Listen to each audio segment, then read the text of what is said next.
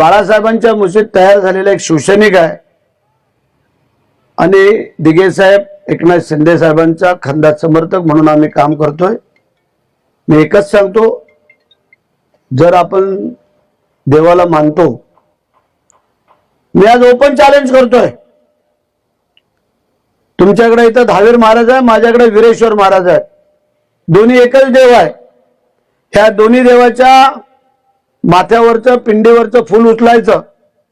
जर भरत शेटनी काही जर चुकीचं काम केलं असेल त्याचं प्रायश्चित भरत शेट भोगल लोकसभेला, आणि जर आमदारकीला जर काय कोणी चुकीचं काम केलं असेल आमच्या याच्याबद्दल तिघांच्या बद्दल तर त्यांनी उचलायचं, ते भोगतील।